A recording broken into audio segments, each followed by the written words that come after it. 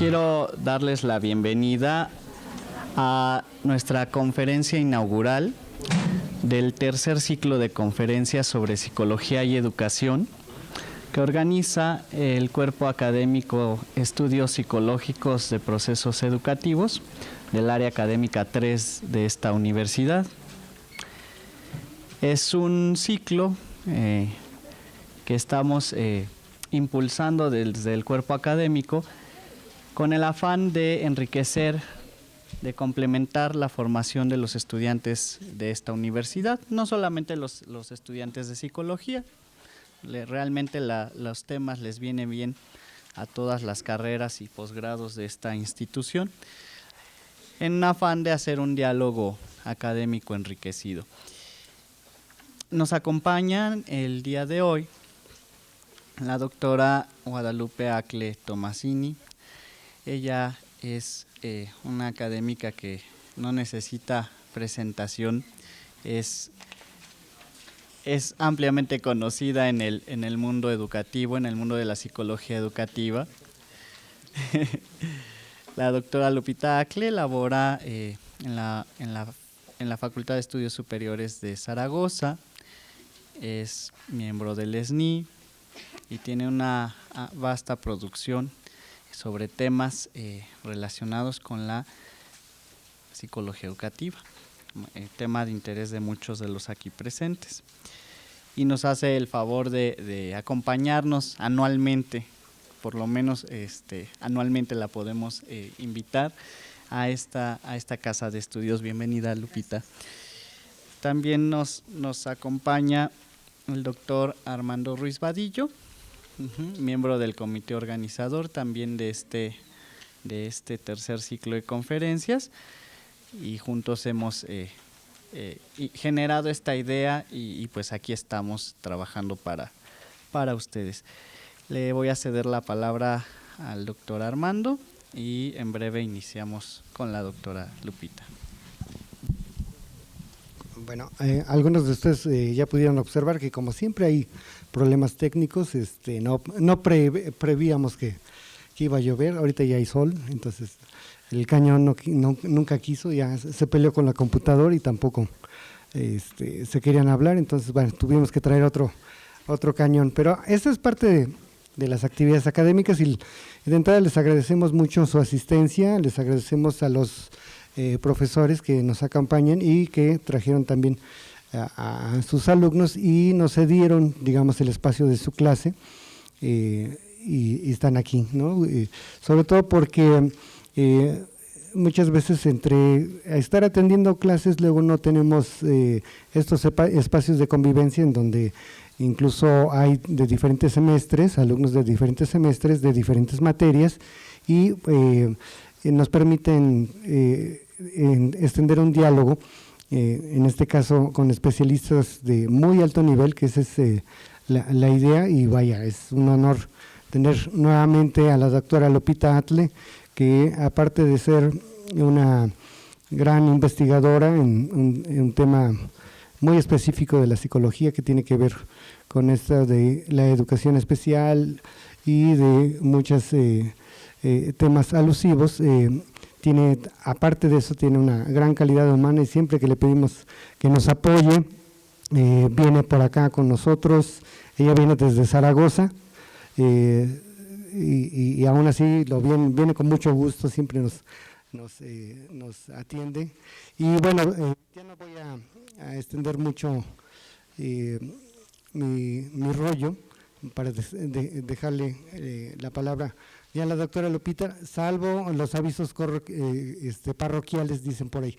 Entonces, al grupo de la maestra Diana, por favor, hagan su lista de asistencia, me la entregan al final de clase y les recuerdo que la maestra Diana les pidió que hagan un resumen de esta conferencia que la van a discutir el próximo jueves. A mis alumnos igual, no hagan resumen, ya me están viendo así, mis alumnos me gobiernan, entonces, pero sí hay que pasar lista, entonces hay que hacer la lista respectiva. Bueno, esta es parte de los avisos parroquiales y bueno, vamos a darle Un aplauso a la doctora Lupita. Y les damos. Con esto de los protocolos siempre se nos olvida. Entonces, como este es el tercer ciclo de conferencias sobre psicología y educación, vamos a inaugurarlo formalmente, hay que ser algo formales. En este año vamos a tener cerca de 20 conferencias, no sé, algunos de ustedes ya les dieron el programa. A lo largo del año vamos a tener bastantes conferencias que van a tener diferentes temas tan diversos como cuestiones legales en psicología o incluso psicología política, que bueno, obviamente no es nuestro tema, pero sí es un año electoral muy importante, y a otros temas alusivos. El próximo jueves va a haber una conferencia sobre la situación de uso de drogas en México, y están cordialmente invitados a todas estas conferencias, siempre y cuando puedan asistir, inviten a sus compañeros, inviten a sus maestros. Y la modalidad que tenemos para este año es que el 80%, la persona que cubre el 80% de asistencia a este evento, le vamos a dar su constancia respectiva. Entonces, bueno, vamos a declarar formalmente que nos tenemos que parar. Pues bueno, vamos a pararnos, ¿no?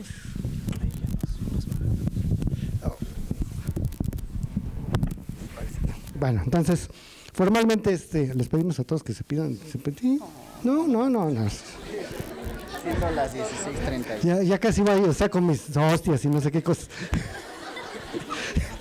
Bueno, no es cierto. Bueno, siendo las 25 para las 5, 16:35 correctamente, declaramos oficialmente inaugurado este tercer ciclo de conferencias sobre psicología y educación que se va a desarrollar en este año 2012 en la Universidad Pedagógica Nacional, la Unidad Ajusco.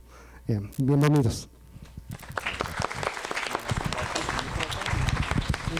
Bien, chicos, pues buenas tardes a todos. Un agradecimiento tanto a los organizadores como a ustedes de que estén aquí, de que les hayan quedado ganas de compartir conmigo algunos tópicos que delineamos la vez pasada que nos fuimos. Las primeras imágenes vamos a ver un poco situaciones de contexto antes de que lleguemos de fondo a lo que vamos a ver sobre evaluación. Creo que algo que es importante es que hagamos un análisis de cuáles son las dimensiones que integrarían ese perfil profesional de quienes nos dedicamos a educación especial, porque finalmente educación especial, lo veíamos la vez pasada, es una disciplina multidisciplinaria, multidimensional y multiparadigmática. O sea, trabajamos los psicólogos, trabajan los maestros, hay terapistas de lenguaje, los neurólogos, los neuropediatras, los neuropsicólogos no es que hagan educación especial, pero ya están metiéndose en nuestro campo. Somos muchos los que estamos con este objeto de estudio.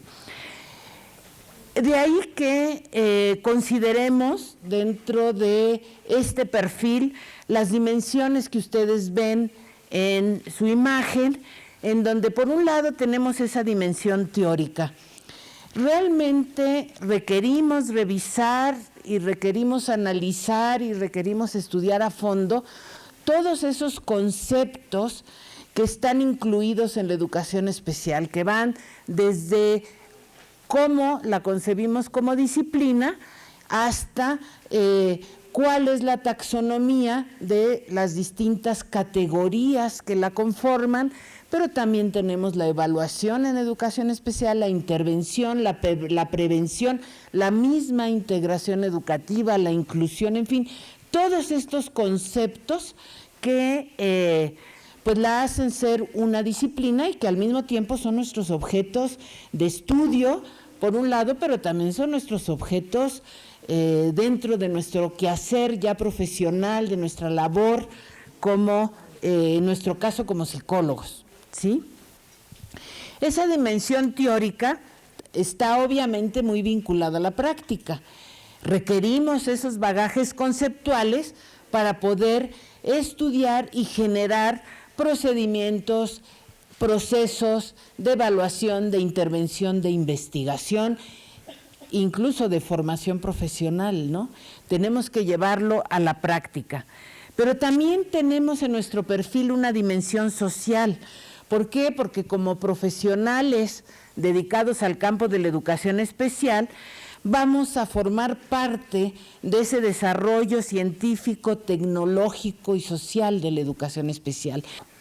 Pero también tenemos una dimensión prospectiva, ¿no?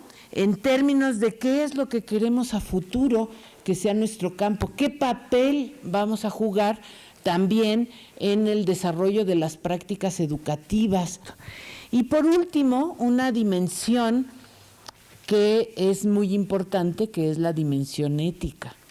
¿Cuáles van a ser esos principios éticos que van a orientar nuestro ejercicio profesional responsable y de calidad, que tiene que estar basado en conocimientos científicos, en conocimientos empíricos y que rijan esta labor que nosotros hacemos tanto en el campo profesional como en el de investigación? O sea, la ética es algo de lo que no se habla mucho, pero definitivamente tiene que ser una dimensión de nuestro ejercicio profesional y más como psicólogos, que tenemos un código ético del psicólogo y que rige esta cuestión.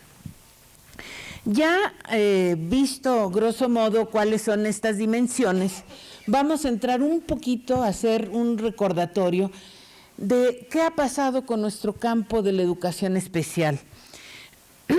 Una cosa era antes de 1993 y otros principios empezaron a regir después de 1993. Antiguamente quedaban claras, se estipulaba, hay un librito muy delgado que sacaron en 1985, en donde se planteaba qué era cada categoría y se definía de manera operacional lo que eran las categorías de educación especial. Existían los centros psicopedagógicos encargados, ellos eran los encargados de la evaluación y la canalización.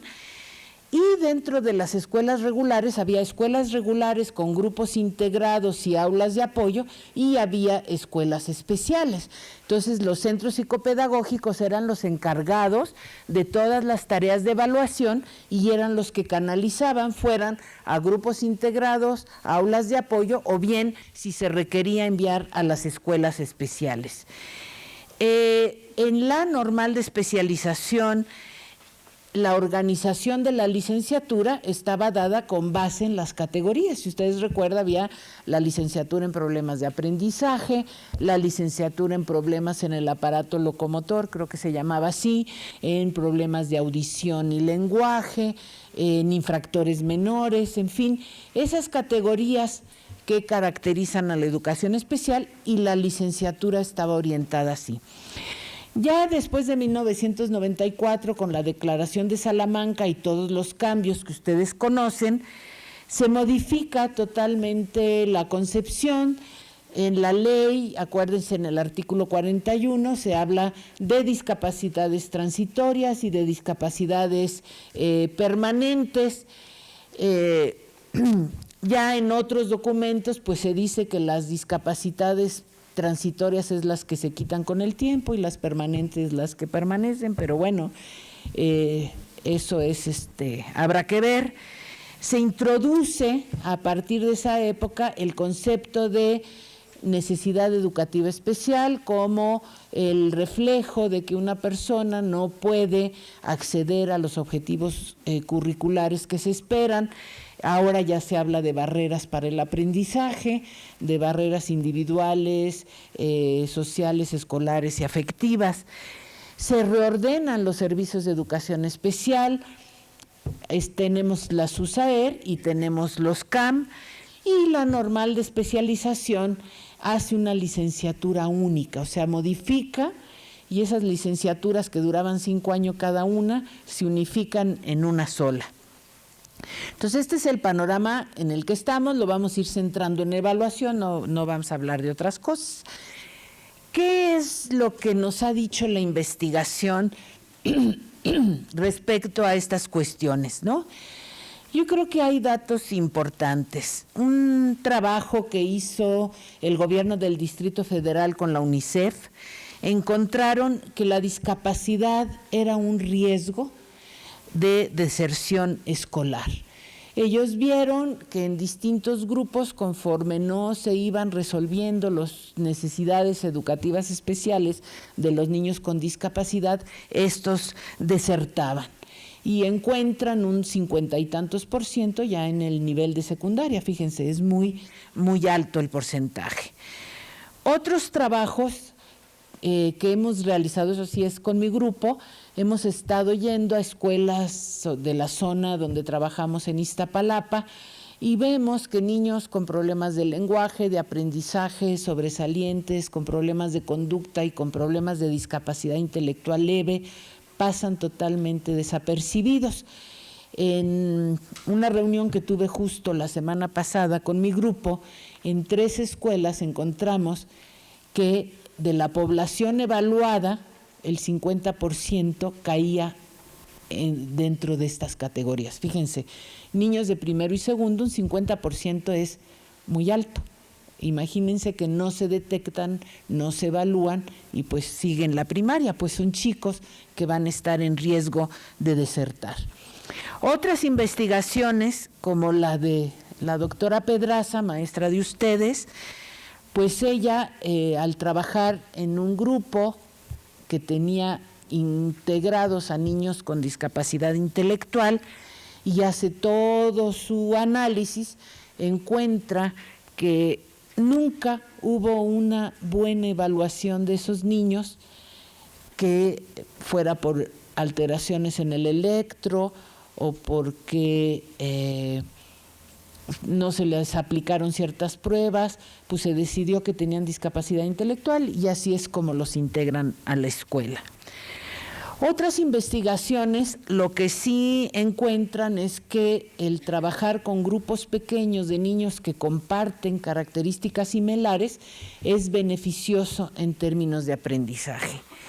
Y ya algo que sí me gustaría mucho comentarles, yo la vez pasada les platiqué que estábamos haciendo lo del estado del arte de la educación especial en México, que ya ven que el Consejo Mexicano de Investigación Educativa lo hace cada 10 años, y algo que nos ha llamado mucho la atención es que si ustedes se ponen a analizar investigaciones, sí van a encontrar los nombres de las categorías, ¿verdad? Si trabajan con una investigación sobre niños sobresalientes, se le dice por su nombre.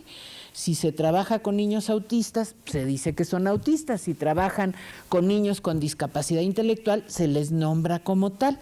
Algo que no encontramos ya en el ámbito de la evaluación. ¿Qué problemáticas vamos nosotros encontrando con el tiempo? Por un lado, vemos que la categorización en educación especial ha sido cuestionada. Hay personas que nos dicen que están totalmente en contra, porque si nosotros categorizamos, lo hacemos en detrimento de la autoestima de la persona, le ponemos una etiqueta y entonces eso no nos trae ningún beneficio. Pero hay quien sí está a favor y nos dice, no, si yo sé lo que las personas tienen, yo puedo investigar sobre eso, yo puedo proveer mejores recursos, todos podemos comunicarnos porque tenemos un lenguaje común y sabemos qué necesita el niño. Entonces nuestro dilema es cómo hacer un puente entre sí categorizar y no hacer acciones que vayan en detrimento de las personas. Desde el año 2002, cuando salió el primer análisis del programa de fortalecimiento de la educación especial y la integración educativa en México, la misma SEP nos planteó que el concepto de necesidades educativas especiales era confuso y que había que trabajar en conjunto para que, bueno, más bien la solución a esa confusión es que trabajemos en conjunto de qué vamos de veras a entender. Fíjense, dentro de esas investigaciones que les digo que he estado revisando, hay una que me llamó la atención porque decía un programa de entrenamiento por decirles, para un niño con problemas de aprendizaje. Y yo dije, bueno, lo ubico en mi código de problemas de aprendizaje. Pero cuando empiezo a leer el artículo, resulta que es un programa para atender a un niño con síndrome de Down. Entonces ya no es lo mismo, ¿sí? Entonces sí requerimos, ¿verdad?, trabajar conjuntamente qué vamos a entender por necesidad educativa especial.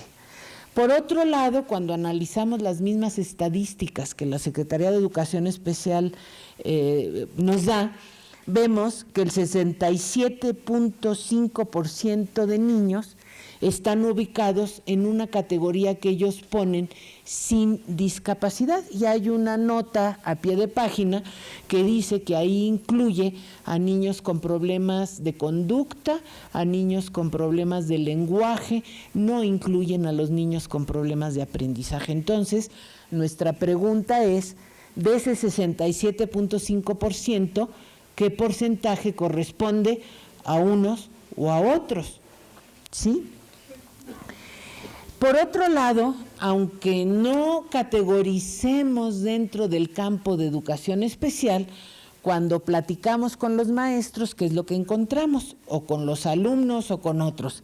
Pues que igual se dice que el niño es tonto, que el niño está enfermito, que el niño es flojo, que el niño no sabe, etcétera. De todas maneras, se pone una etiqueta que no es tampoco la más apropiada, ¿no? Entonces, el que nosotros, la solución es que hagamos evaluaciones comprensivas, integrales, es lo que va a evitar que se pongan estas etiquetas de enfermito, etcétera. ¿Cuáles son los riesgos de que nosotros no hagamos evaluaciones adecuadas? Uno, pues que hagamos diagnósticos estáticos. Si ya vimos al niño una vez y decidimos qué etiqueta ponerle y no estamos considerando que los niños están en proceso de cambio y que no podemos ponerles etiquetas que determinen su futuro, y lo vamos a ver más ampliamente más tarde. Por otro lado, es mucho el riesgo de que nosotros no contemos con un bagaje teórico. Ya veíamos que hay una dimensión teórica en nuestra profesión de cuál es la taxonomía que hay en educación especial. Ya decíamos que si estudiamos biología no pensamos que decir vertebrados o invertebrados es despectivo, sirve al desarrollo de la ciencia y ubica muchas cosas. En educación especial hay una taxonomía, hay unas categorías. Además, dentro de cada categoría, el que no se reconozca la variabilidad de características. Si ustedes se adentran en la literatura de educación especial, van a ver que en cada categoría el grupo es heterogéneo, no homogéneo, como somos todos, la población humana somos heterogéneos. Incluso al reconocer esas diferencias, nosotros vamos a ver que hay características que se traslapan y que a lo mejor podemos formar grupos de trabajo con niños diferentes, de diferentes categorías, pero ahí sí con necesidades educativas especiales similares. El otro aspecto que está en riesgo es que si nosotros solo nos centramos en la evaluación del niño y no consideramos elementos de sus contextos, no podremos ver esas interacciones que muchas veces hacen que esas características negativas permanezcan. Entonces, más o menos, dándoles este marco, digamos, contextual, les traje este caso que quiero que lo guarden en mente y que lo vamos a retomar. No se lo aprendan de memoria porque se los voy a volver a poner al final, no va por ahí el asunto, pero es un caso real que llegó a mis manos de una evaluación. Bruno, eso sí es ficticio, no se llama Bruno, pero no vamos a decir el nombre. Es un niño de 4 años y 6 meses, que es enviado a una psicóloga quien firma este reporte. El único dato que vemos de referencia es que fue reportado con problemas de lenguaje y de conducta. Datos relevantes de su historia es que sostuvo su cabeza a los 6 meses de edad, que caminó al año 3 meses y que su lenguaje no era acorde a su edad porque era un lenguaje como agramatical, no bien articulado. Se le aplicaron básicamente 3 pruebas, que fue el WIPSI, la escala para niños preescolares de Wechsler, el Bender y el Frostig, y de ahí se derivan los datos. Se nos explica que tiene un coeficiente verbal de 61, un coeficiente intelectual de ejecución de 74 y que finalmente su coeficiente total es de 64. En el Frostig, supongo que más o menos lo conocen todos, ya ven que tiene 5 áreas. En este caso, en el área de relaciones espaciales, el niño sacó una edad de 4 años 9 meses, y en las otras áreas que son de coordinación, de discriminación figura-fondo, no me acuerdo ahorita de las otras 2, eran alrededor de entre 2 años y 3 años. En el Bender obtiene una edad de maduración de 4 años y ponen ahí que era una maduración esperada a su edad. En términos emocionales se encuentran en el niño ansiedad, retraimiento, intervención. Por tanto, es un niño que tiene discapacidad intelectual y se canaliza al campo. Y ahí lo vamos a dejar, lo vamos a retomar al final. ¿Por qué evaluar es diferente de etiquetar? Evaluar quiere decir valorar, es decir, nosotros vamos a determinar el valor de algo o de alguien. Y el uso evaluativo implica siempre un juicio de valor. Mientras que etiquetar es poner una etiqueta o calificativo a algo o a alguien. Hasta me encontré en el internet, ahora vienen hasta sugerencias para etiquetar Facebook y estas cosas, ¿no? Pero finalmente, una etiqueta es un rótulo, ¿sí? Es una marca que se adhiere a un objeto para su clasificación. Entonces, estamos viendo ya desde la definición que nos da el diccionario que evaluar no es lo mismo que etiquetar. Por tanto, nuestra tarea como psicólogos educativos no va a ser de ninguna manera etiquetar. Y para que veamos por qué como psicólogos educativos evaluar no es etiquetar, vamos a profundizar un poquito en las pautas que se dan en la evaluación. Vamos a ver primero la psicológica, luego la educativa y vamos a unirlas para entender qué va a ser evaluar en educación especial. La evaluación psicológica tiene 2 aspectos. Uno, que es el estudio, el análisis y la valoración de las características de un sujeto, de la forma en que este sujeto actúa, de la forma en que este sujeto reacciona y está en interacción con los demás, de la forma en que se están llevando a cabo sus procesos de cambio, sobre todo si nosotros trabajamos con niños y con adolescentes. Este análisis debe considerar que estamos trabajando con un sistema. Este sistema está conformado por los sujetos y los sujetos son seres biopsicosociales. Estos sujetos están sometidos a procesos tanto internos como externos, que son los que van determinando sus formas de contacto con los otros y sus formas de actuar. No nada más cómo me contacto con otros, sino cómo actúo.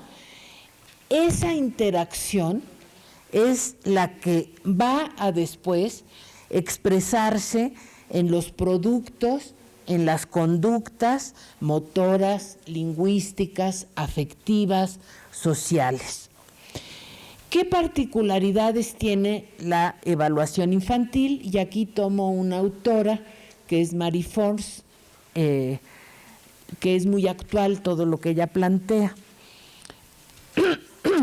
Y ella lo que nos dice: quienes trabajamos con niños no podemos perder de vista que los niños están en un proceso de cambio.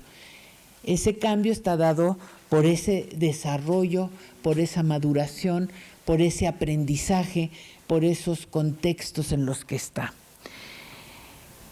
No podemos olvidar que el desarrollo de un niño y de un adolescente es mucho más acelerado que el de un adulto, ¿verdad? Cuando nosotros hacemos una evaluación infantil, tenemos decisiones que vamos a tomar, distinciones que tenemos que hacer. Los problemas que los niños tienen son problemas del proceso global de su desarrollo, o hay ciertas áreas de su desarrollo las que están alteradas y no es todo el desarrollo. No podemos olvidar que el niño está inmerso básicamente en dos contextos fundamentales, que es familia y escuela, y que estos determinan su conducta, pero que a su vez esos contextos están dentro de un macrocontexto socioeconómico y político que también tiene influencia y que determina también ciertas formas de actuar. Y el ejemplo que yo les daba desde la vez pasada es que estamos en educación especial con el programa de integración educativa que rige y que determina muchas formas de actuar en nuestras escuelas. Mary Force, partiendo de la base de que evaluamos a sujetos que son biopsicosociales, propone que la evaluación se haga entre estos tres ejes. Uno, tomando en cuenta al sujeto como un ser biológico, en donde vamos a hacer la evaluación de su desarrollo, la evaluación de las necesidades educativas especiales, la evaluación neuropsicológica, la evaluación de habilidades psicomotoras. No es que tengamos que hacer todas, ¿sí? Sino, digamos, son las propuestas que ella da. Como un ser psicológico, tenemos que abocarnos a esa evaluación de cómo adquiere y administra la información, cómo la almacena, cuál es el nivel del desarrollo de las habilidades cognitivas, de las habilidades comunicativas y lingüísticas, pero también de los aspectos de personalidad y de conducta, es decir, cuáles son esos objetos de nosotros como psicólogos. Son esos procesos afectivos, esos procesos cognitivos, lo que nos interesa. ¿Qué otras consideras? El otro eje, perdón, ya me lo iba a saltar, es el eje social. O sea, no solo tenemos una biología y una psicología, sino también tenemos estas características humanas que nos hacen ver como seres sociales. Por eso también es importante dentro de la evaluación considerar los contextos familiar, escolar, la acción educativa, ver cuáles son esos resultados del sistema educativo, cuáles son los antecedentes sociales y culturales que tenemos. No es lo mismo trabajar en una escuela urbana que en una escuela rural, con población citadina, con población indígena.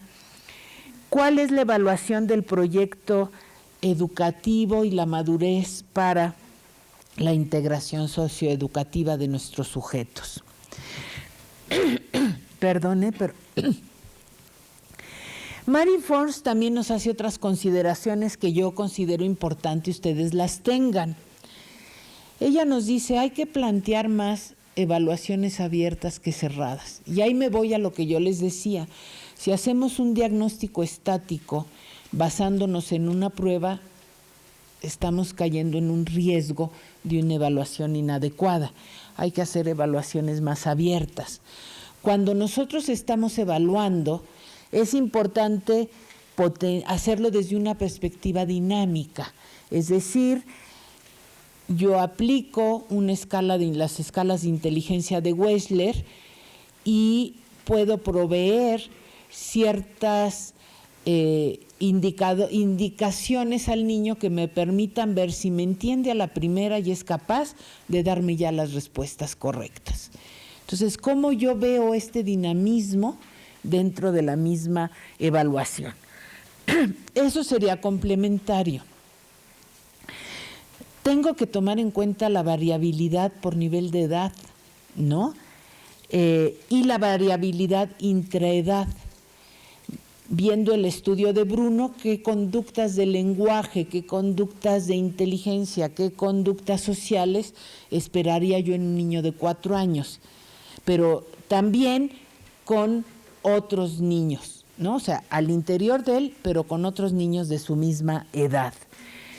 Otro aspecto es que tenemos que ver cuáles son esas características dimensionales de la conducta más abiertas y no solo las discretas. A ver, si a Bruno a mí me lo recomiendan por problemas de conducta y de lenguaje, tengo yo dos dimensiones, pero dentro de esas dimensiones, ¿qué consideraría yo que debo evaluar?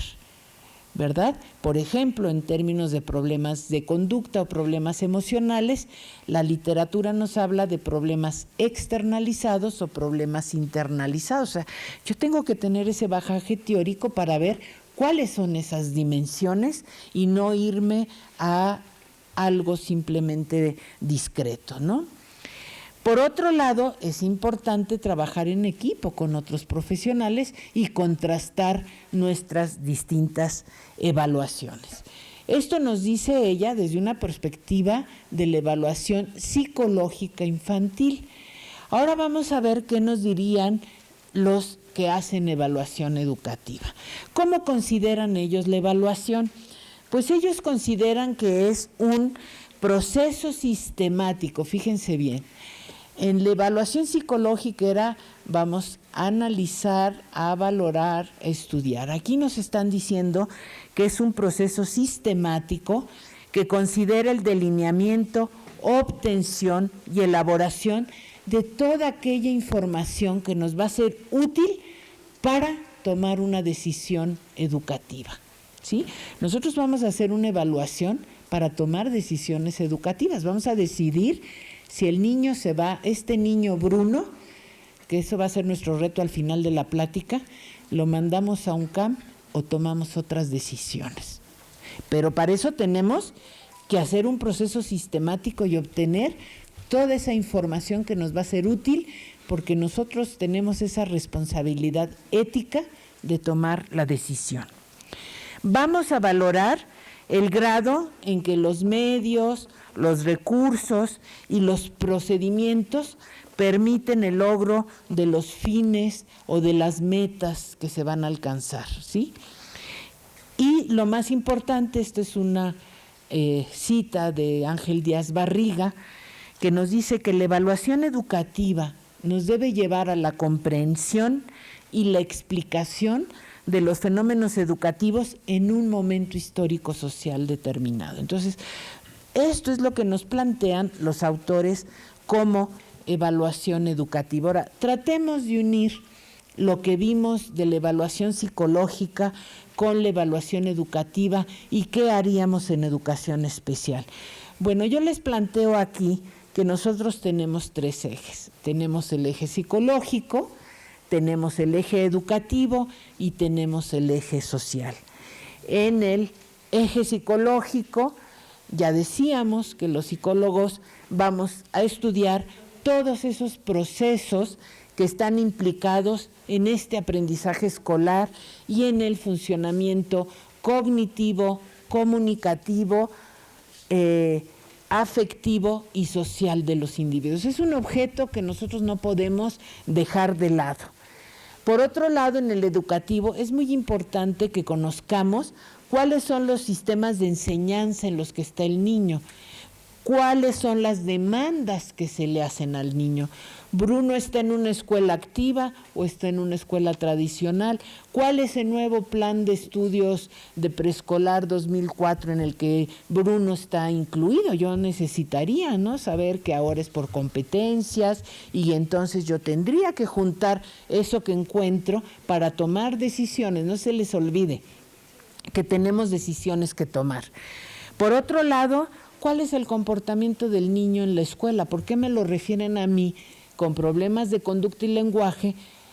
¿Por qué? ¿Qué es lo que la maestra considera que es el problema de conducta? La verdad no queda claro, ¿verdad? Pero bueno, eso lo vamos a ver al final. ¿Y cómo son las interrelaciones maestro, alumno, alumnos, alumnos? ¿Sí?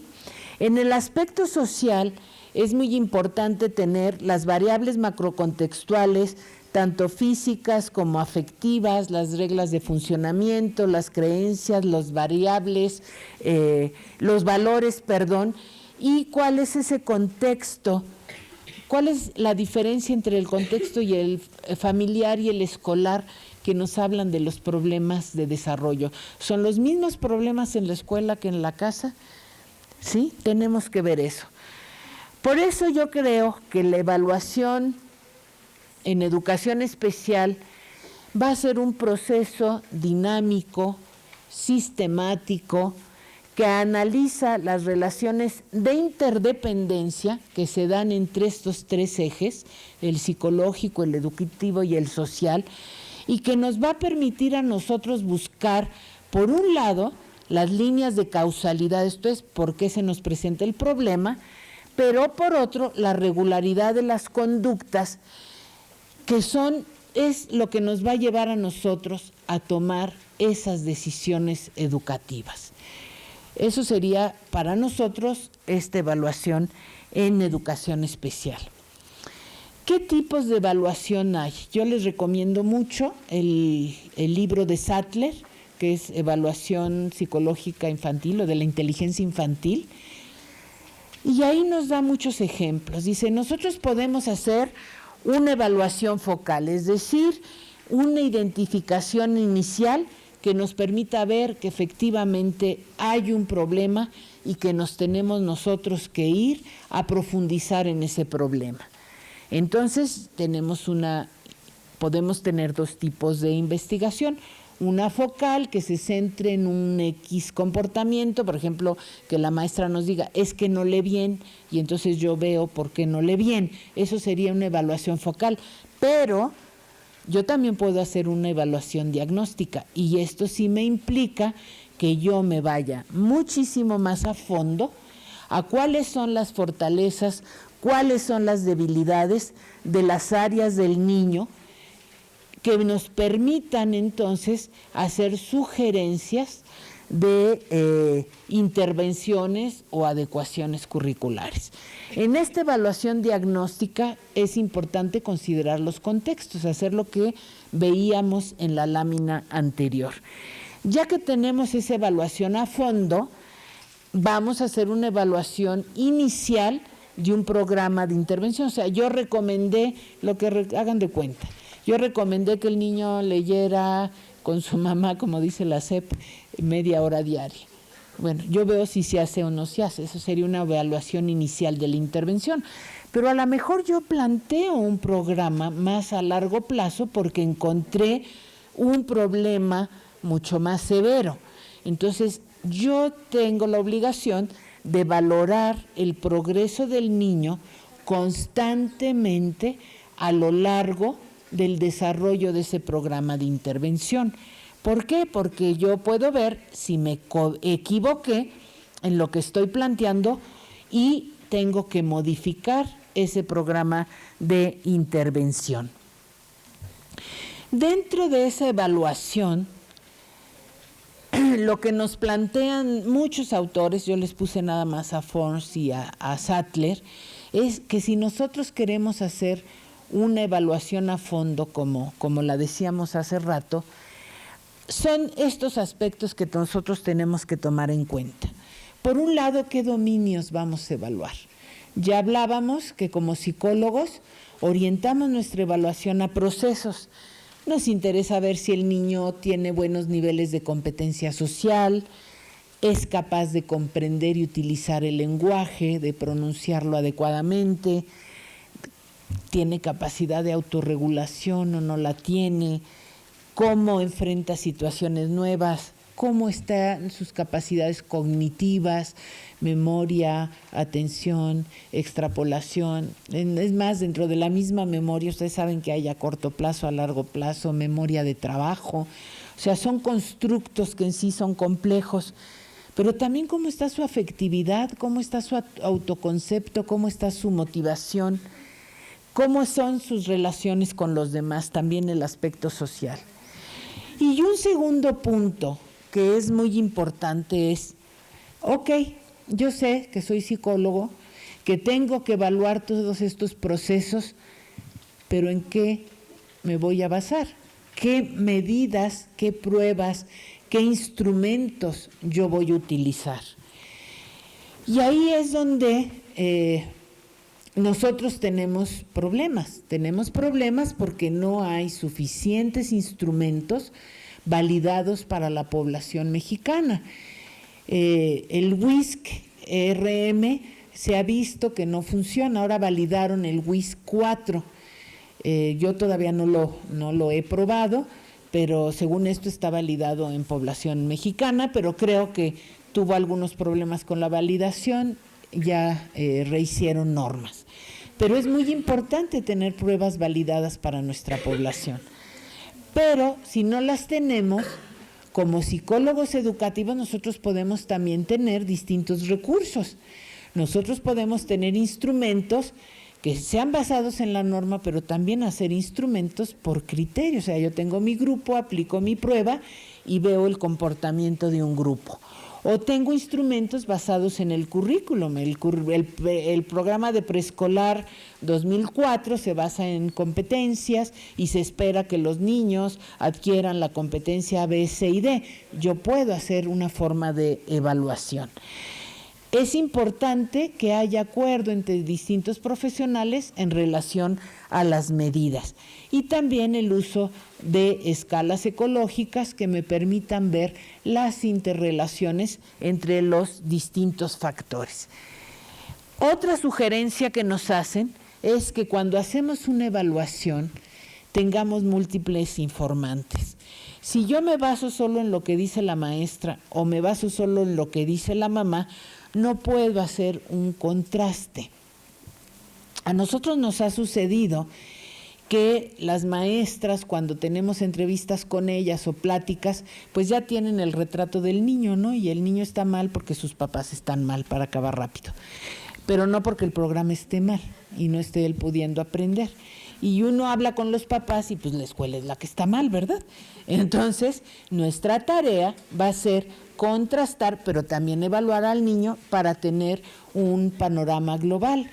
O a veces, si trabajan en consultorio, pues llega la mamá y les pinta un monstruo y ustedes esperan después cuando van a ver el niño, pues que entre el monstruo porque se porta mal, hace esto, hace el otro. Y resulta que nos encontramos un niño encantador, ¿verdad? Que está muy a gusto con uno, trabajando de maravilla. Entonces, ¿cómo es importante que nosotros tengamos a fondo información de múltiples informantes, porque lo tenemos que incluir incluso al niño, ¿verdad? Muchas veces al niño lo llevan a evaluación y él no sabe ni por qué. Entonces Sattler, por ejemplo, si ustedes ven su libro, plantea y nos da muchos ejemplos de cómo hacer evaluaciones a los niños, cómo se siente, cómo está viviendo el problema, pues por qué lo mandan con el psicólogo, si él es consciente de lo que le está pasando. El otro día nos daban un ejemplo, una neuropsicóloga que nos dio una plática y le preguntó al niño, oye, ¿y tú sabes por qué estás aquí? Dice, sí, es que yo soy hiperactivo, ¿no? Ya ven que ahora está de moda lo del TDAH, entonces dice, sí, es que yo soy hiperactivo, por eso estoy aquí, ¿no? Entonces, es importante también que exploremos con los niños. Ya hemos hablado que es importante ver el contexto, cuál es ese contexto de la familia, es una familia donde hay papá y mamá, es una familia en donde está la mamá sola y vive con toda la familia extensa, es un niño, nos ha tocado hijos de migrantes, que es la abuelita la que se hace cargo porque los papás no están. En fin, hay situaciones que es importante considerar. Pero también en la escuela, ¿cuáles son esos comportamientos del niño?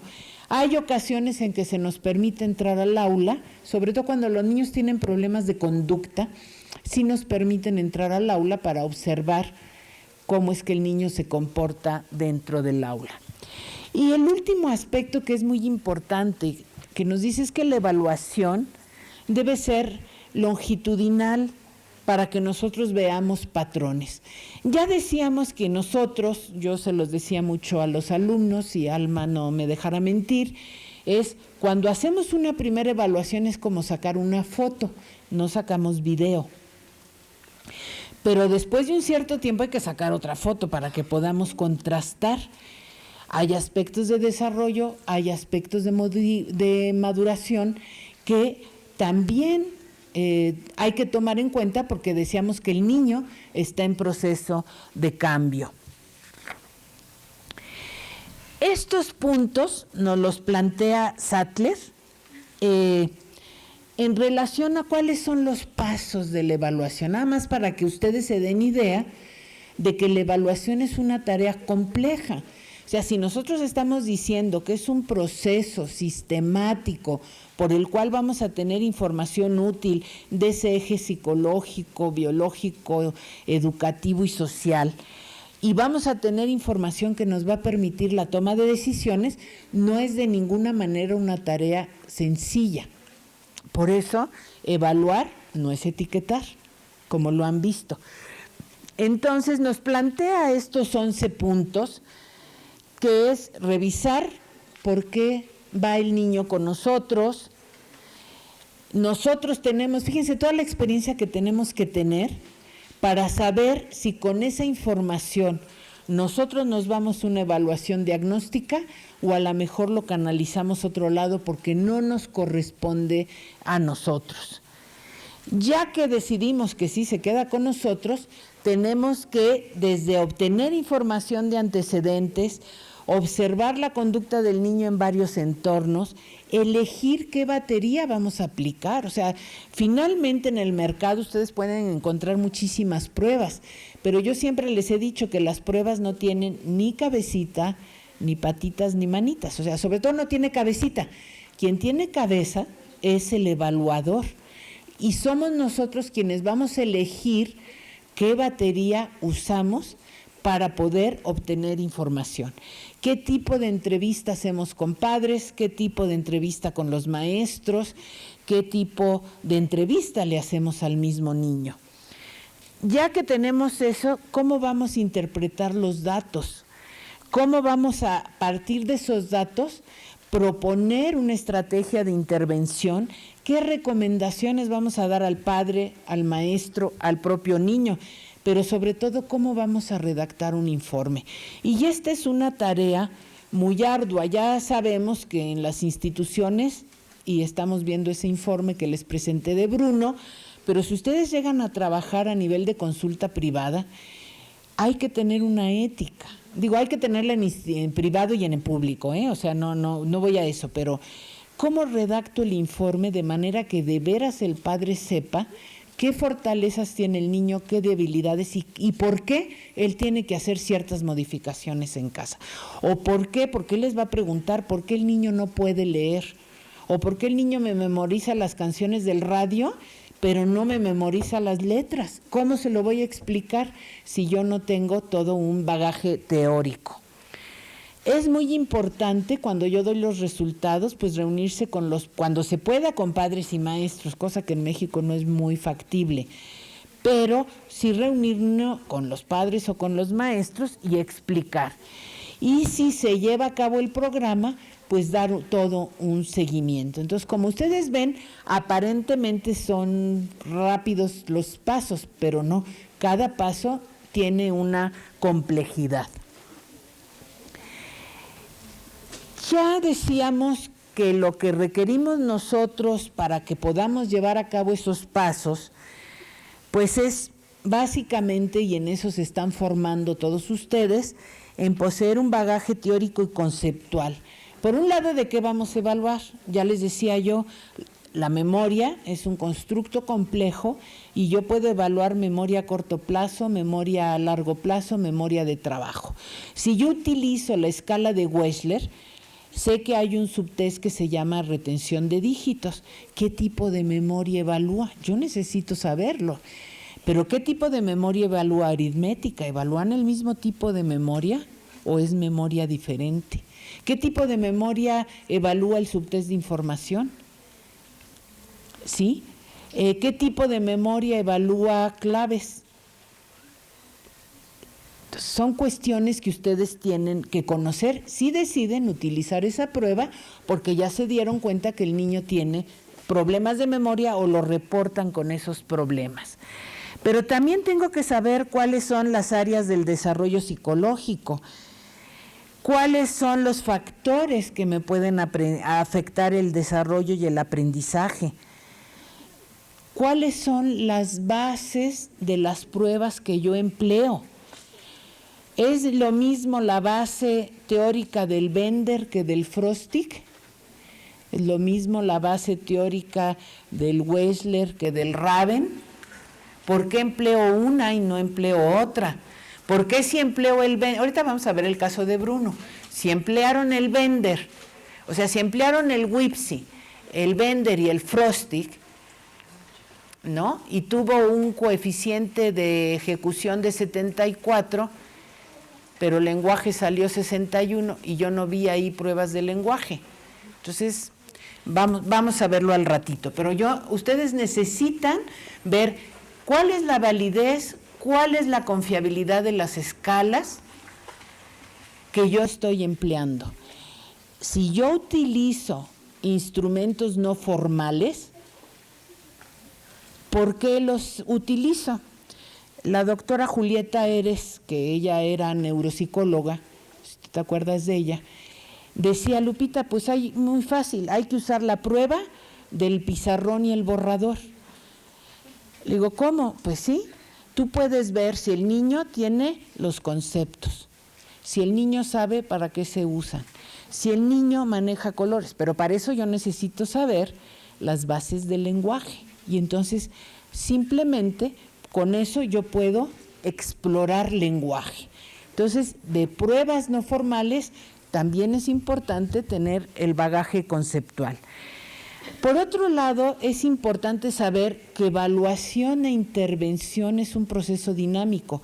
Yo evalúo para intervenir educativamente, pero tengo que regresar a la evaluación, evaluar al niño y evaluar el programa y regresar a la intervención. Entonces, eso es un proceso dinámico. Y algo muy importante es que tienen que saber escribir, porque redactar un informe a los padres, ¿qué lenguaje vamos a usar? Tenemos que saber bajarnos, que a veces estamos acostumbrados a usar un lenguaje entre nosotros muy académico, pero a los padres hay que hablarles de otra manera.